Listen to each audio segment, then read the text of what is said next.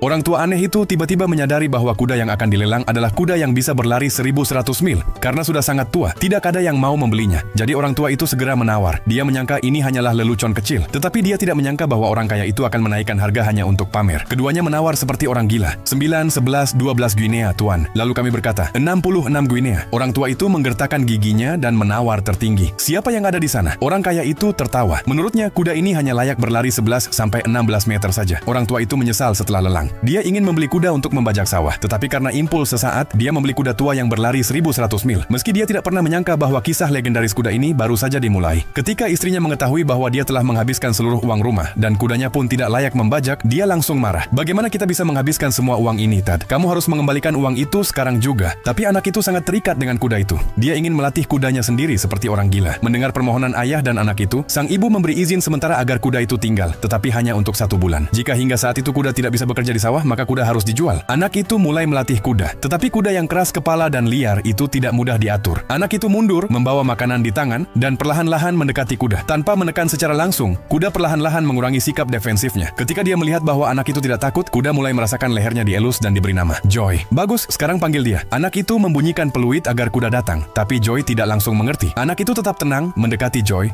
dan perlahan-lahan memberi perintah. Lalu dia menjauh dan membunyikan peluit lagi. Kali ini Joy mengerti. Begitu mendengar suara peluit, Joy langsung berlari ke arahnya. Tidak pernah melihat kuda yang begitu pintar. Sejak itu, kapanpun anak itu membunyikan peluit, Joy datang padanya, bahkan jika bersembunyi di balik pohon. Namun, waktu bahagia itu sangat singkat. Ternyata orang kaya sebelumnya adalah tuan tanah rumah anak itu. Sekarang waktunya membayar sewa. Tapi karena membeli Joy, mereka tidak punya uang untuk membayar sewa. Sang ayah berjanji bahwa Joy akan membajak tanah lain dan seluruh hasil panennya akan diberikan kepada tuan tanah. Namun tuan tanah itu masih menyimpan rasa malu sebelumnya. Jika sewa tidak dibayar saat panen, tuan tanah bisa mengambil kembali rumah, tanah, dan kuda. Dengan perasaan terhina, sang ayah mencoba menahan Joy dengan kuat di kandang ketika mereka kembali. Bahkan mereka belum memasang pelana. Dan kuda itu hampir jatuh. Dalam kemarahan, sang ayah mengeluarkan senjata. Jika gagal, kuda itu bisa mati di situ. Tetapi anak itu tidak bisa menghentikannya. Pergilah dulu ke rumah, kita tidak punya apa-apa. Akhirnya, ayah perlahan menurunkan senjata. 4 hari kemudian, anak itu meletakkan pelana di punggung Joy dan meyakinkannya bahwa itu aman.